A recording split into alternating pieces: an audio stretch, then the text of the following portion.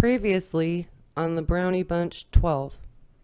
There was these people in another car, and I was trying to look cool, so I was like driving fast and driving slow, driving fast and driving slow, and swerving and stuff like that, just being a stupid kid. Monday morning, I informed my CO that I got married. By Monday evening, I had an apartment. And they're a good idea. Let's not pay the bill. In it. And I remember Misty was smoking a cigarette in the back and melted a damn hole in the door seat? panel. Was it a door panel or the seat? No, it was a door panel. And I was like, oh no, they're going to charge me for that. Misty.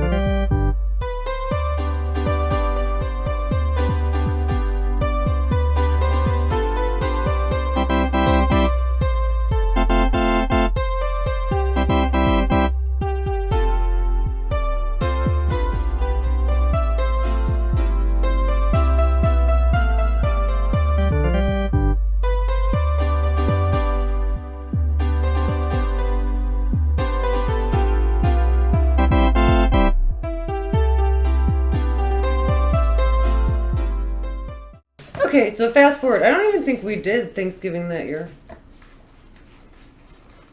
He's in a pout. So we didn't even do Thanksgiving. So fast forward to... I don't hear anything. That's fine. To Christmas time. He tells me he wants a Nintendo 64. He wants a Nintendo 64. But apparently he wanted a... Sorry. That's okay. Specific version of... I was unaware. I think I like the Donkey Kong one. Donkey Kong Country. I think so. So Misty and I, we went to the PX. Yes. That was the only time I ever went there too. Yeah, there's the PX and the commissary. Okay, I The went there. commissary is the food. I never went there. We should have, because there's no tax on food anyway. No, but I never went there. So we went to the PX, and I got the Donkey Kong Nintendo 64. I was really excited. Put it up in the closet. Christmas, I was like, that's not the one I bought. After I opened it, of course. After he opened it. I was like, that's not the one that I bought. And I was so excited.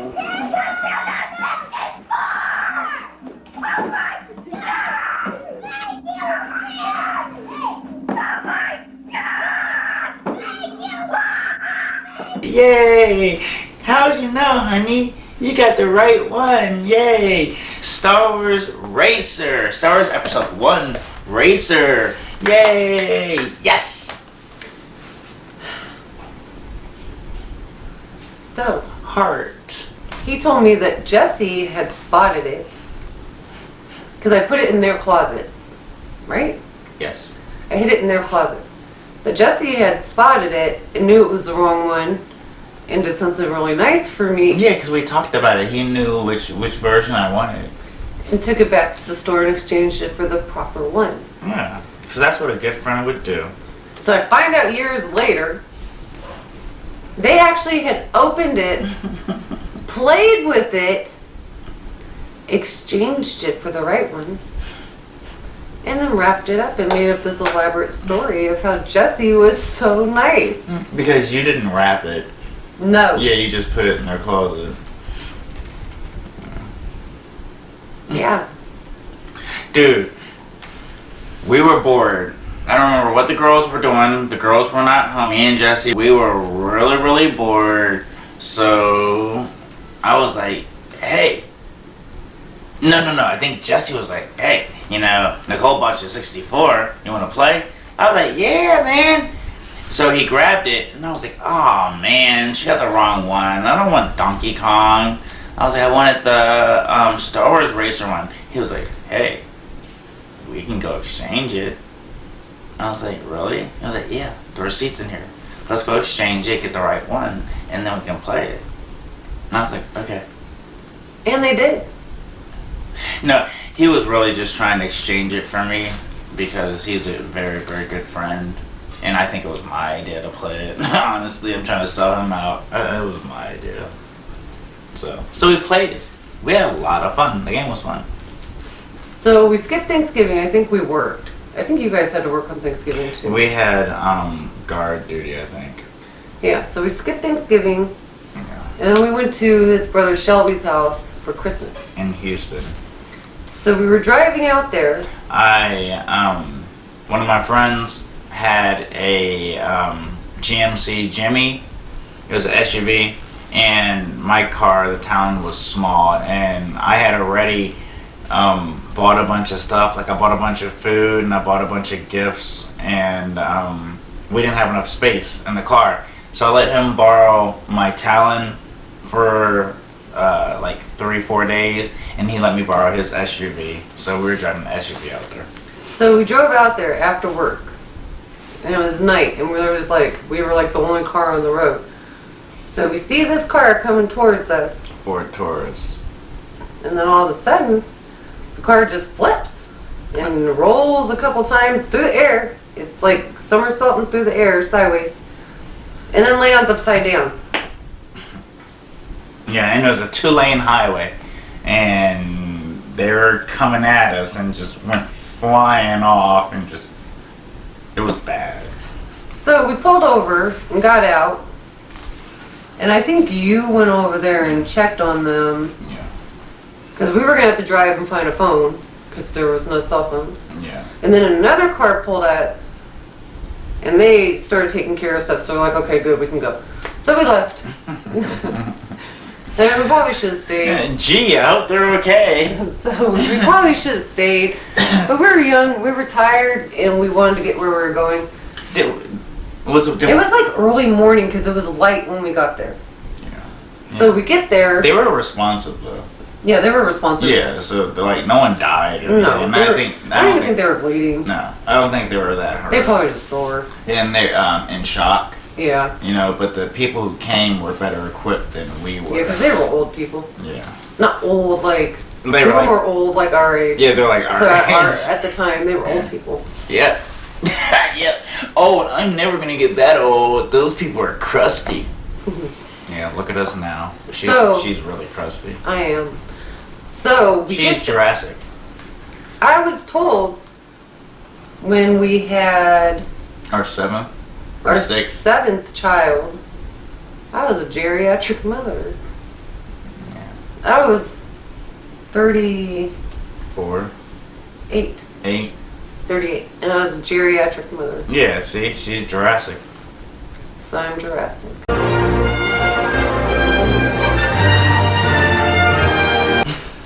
So we get there, and Shelby comes out to meet us, and they start speed walking into Shelby's apartment, like walking. I don't know why they were walking so fast. And then we go in, and I meet his now ex-wife. Can I rewind? Mm-hmm. As soon, and you know this, Shelby, as soon as Shelby opened the door, he said, "Okay, let's call it a tie." Yeah. First of all, you always knew it wasn't a tie. You knew that, but that was your way of losing gracefully. So I accepted it. Which I'm gonna jump forward a little bit more. Shelby's a very sore loser. Sorry, Shelby. You are a horrible loser. That's why Very people have to do loser. splits in your face. Precisely. And that's why people who just meet you, who go to Chuck E. Cheese with us and play a game of basketball with you, say that they will never play another game ever with you. You should tell Because them. they beat you. You should tell them about Monopoly. And that's why in front of your grandmother, who never curses because she's very religious, you're going to call us mother effers. Say, what the F are you laughing at? Because you didn't get Boardwalk or Park Place. No, you didn't get bored. Every single time I play Monopoly with my brother, he lands on Boardwalk. And I always land on Park Place after he gets Boardwalk. And he just can't handle it. No. So we got cussed out for that. You're like, what the F are you laughing about? Ha ha He ha. was so mad. He was about to cry. And he was lucky Graham Honey didn't hear, because he heard and covered his mouth because he knew he said something wrong. Oh, fudge. So, Oh, classic. we finally get inside and I meet Holly Berry, aka Smeagol. You met Chuck Berry. I don't know what the heck she was. And I also met Trapjaw. And the masters of the universe. Who kept hitting on my husband, by the way. So I had to play Silly Hose by TLC. Because that was a good song back then. And she was a silly hose. So I had to play Silly Hose. And we went to the mall and went shopping. Somehow I got ditched by you and Shelby and stuck with Odessa, and we had nothing to talk about. Yeah, you got dissed because we walked so fast. Yeah, we had nothing to talk about.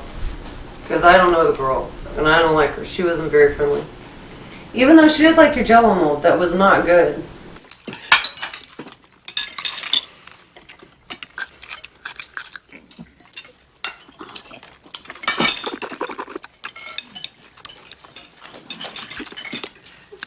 Aunt Bethany? Does your cat by any chance eat Jell-O? I don't know about the cat, but I sure am enjoying it. He made a Jell-O I like mold. it now, though. Oh, I like it now, but that one was awful. Yeah, chunks. It was nasty. He made a Jell-O mold. He made dinner. He made a turkey dinner. It was really good. Just not a Jell-O mold. No. That was the first time you had my cooking, huh? Yeah, it was really good. And then, the next day, somehow, Shelby... Sorry, Shelby. I'm calling you out a lot. And his wife get in a fight. You won't see this. Don't worry about it. Get in a fight. Carrie might. Don't tell him, Carrie. They get in a fight, right? And I'm sitting on the couch. They're back there yelling. I'm sitting on the couch. I think you went to calm them down or something. And next thing I know, I see this grown man kind of like speed walking through the living room, heaving, like dry heaving, busts open the door Like, literally knocked it down. Oh yeah! and starts puking outside. And I was like, oh, dear God, what have I done? This is not normal Behavior. from a grown person. It was so weird. I was like, I hope the rest of his family's not like this. You screwed up. No, he's the only one like that. We love you, though. We do. We love you. It's fun to make fun of you. And things are a lot better now, anyway. Yeah, because he has a better wife. She's much better. I love his new wife. Yeah. Yeah. Yeah, like, she's awesome. Yeah. Better not screw it up, Shelby. Yep.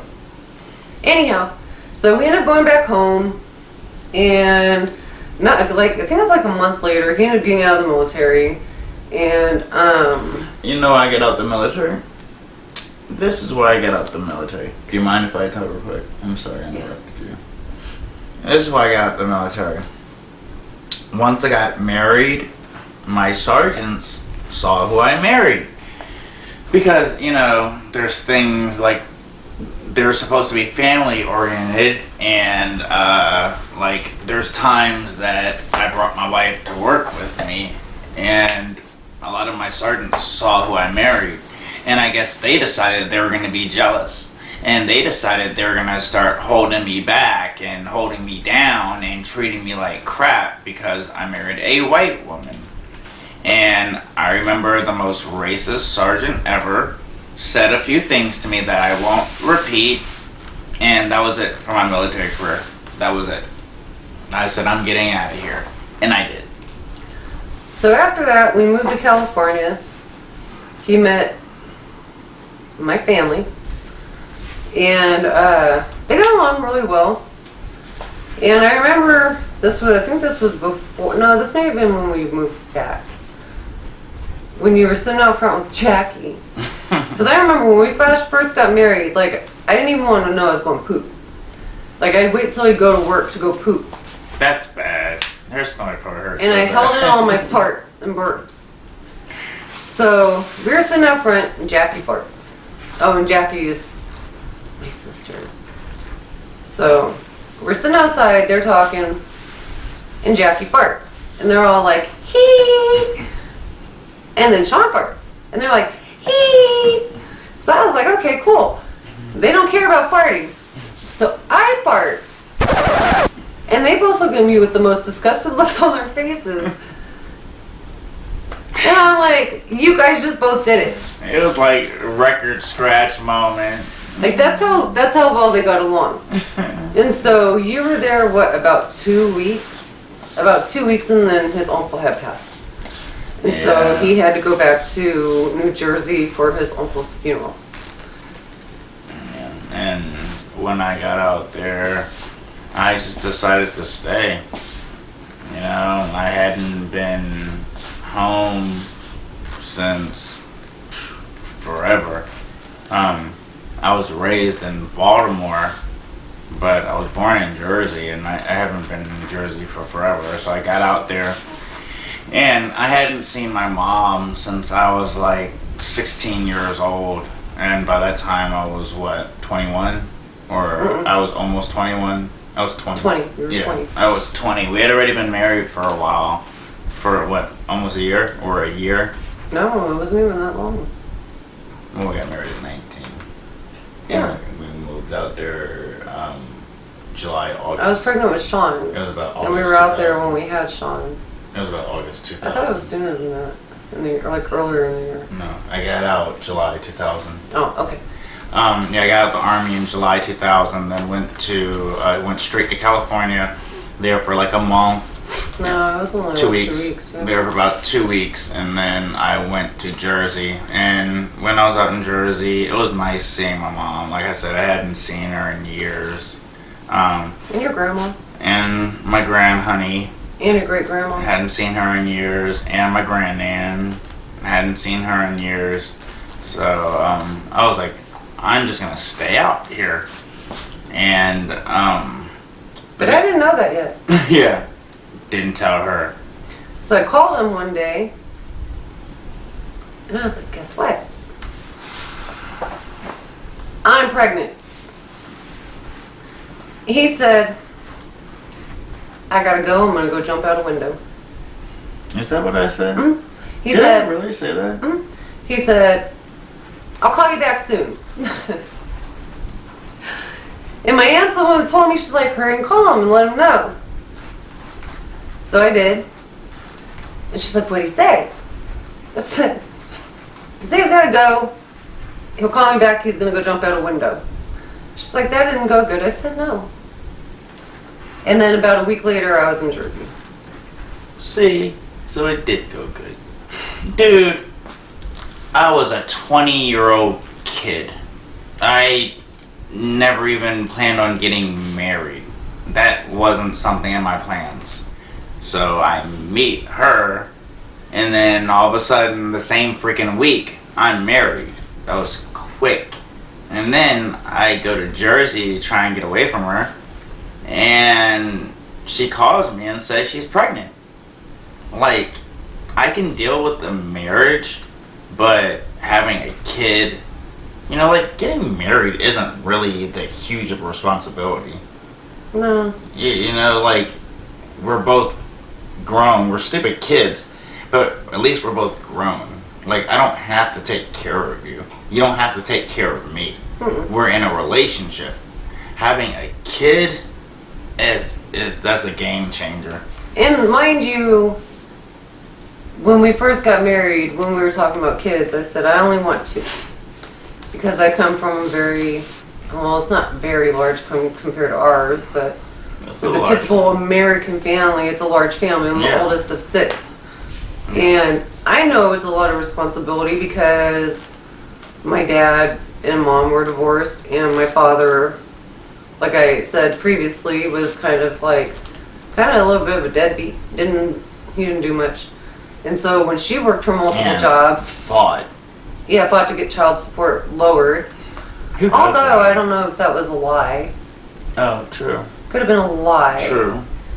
But she worked a lot of jobs, and so I had to help raise all these children.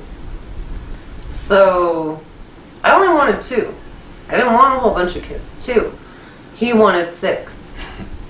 Well, guess what? He got a 6. I got my 2.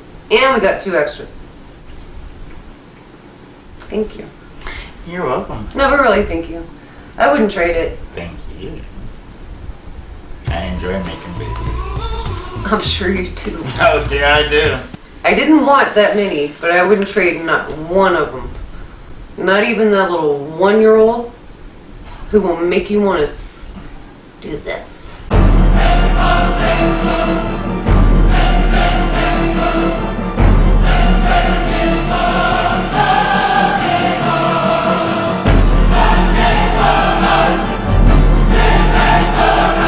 That one's Nora we're talking about. Watch out for her. But she's daddy's little girl as long as daddy has food. Why does she use me? Because you got all the snacks. So, I moved to Jersey. I meet his family. His mom's cool. His stepdad, he is cool. As long as you like talking about the caucus. Yeah, kind of weird because he calls himself a doctor even though he's not a doctor. You're like Dr. Pepper. He didn't have a PhD in anything. He just called himself a doctor. Dr. Pepper was a real doctor. He was a pharmacist.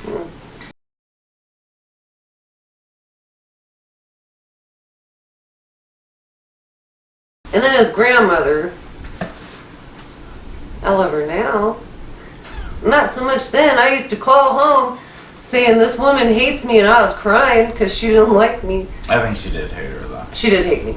She really hated me. You'll deny it now, Granny, but we know. We know the truth, Granny. We know. But she loves me now. And I love her now. And then I was like, oh God, I gotta get away from this woman. She hates me, and I don't understand why. His great-grandmother was just the cutest little thing that could light the whole house on fire because she didn't realize there was a thing over the burner that was covering it, and you're supposed to take it off. Because she was really old. She was like friggin' 90. And she wasn't supposed to be cooking or be by a microwave because she had a pacemaker. And that was before pacemakers. Like, that was when a microwave would blow a pacemaker apart. Yeah. But she was so cute, and she was always nice. Granny wasn't very nice. She tried to pretend she was nice, but she wasn't. As you guys see, we are different races.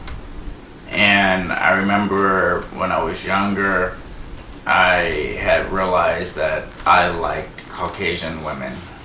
And I'm not going to say I like Caucasian women. I like women, period. I think women are beautiful. But my preference is I always wanted to marry a white woman. And it would probably be Kelly Kapowski.